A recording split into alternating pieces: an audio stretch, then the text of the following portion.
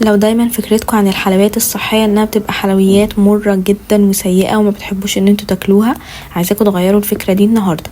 هنعمل مع بعض ايس كريم صحي طعمه بجد تحفة، مش هتخمنوا ابدا انه مفيهوش سكر. اساس الوصفة عندنا هو الموز، كل ما الموز يبقى طعمه حلو كل ما الوصفة هتطلع طعمها حلو.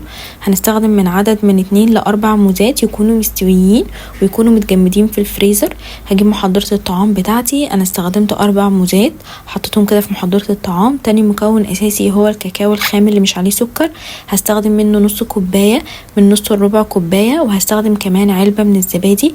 ودي كده المكونات، 3 مكونات اساسية. ممكن نزود شوية حاجات زي رشة من النسكافيه هتعزز كده طعم الشوكولاتة، من 3 ل6 حبات من التمر بتخلي الايس كريم طعمه مسكر، وكمان بيبقى فيه قطع كده من التمر في الايس كريم بيبقى طعمه تحفة. وبعدين هنضرب المكونات دي كلها مع بعض لحد ما الايس كريم يبقى قوامه ناعم كده.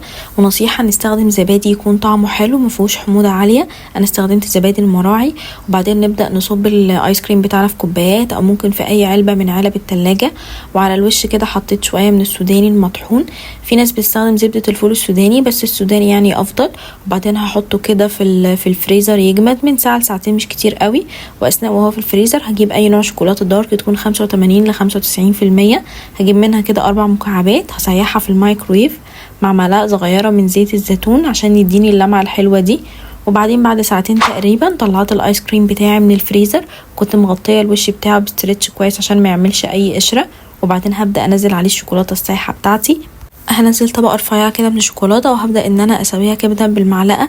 هي مش هتاخد وقت كبير قوي علشان تجمد، هي ممكن تجمد بحراره الايس كريم نفسه يعني، بس انا هدخلها تلاجة 5 دقايق كده الطبقه دي تمسك نفسها. والكميه دي عملت لي تقريبا كوبايتين، هم حجمهم كبير يعني يعملوا تقريبا 4 كوبايات صغيرين. وده شكل الايس كريم بتاعي بعد ما طلعته من الفريزر. طبقه الشوكولاته كده كانت جمدت من على الوش، ومن تحت الايس كريم كريمي كده. شايفين لما نيجي ناكله كده بنكسره وناخد طبقه مقرمشه من الشوكولاته من فوق وطبقه كريميه من الايس كريم كده.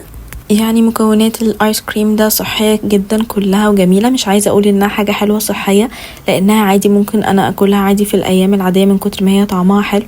لو عجبتكم وصفه النهارده ما تنسوش تعملوا لي فولو وانجوي.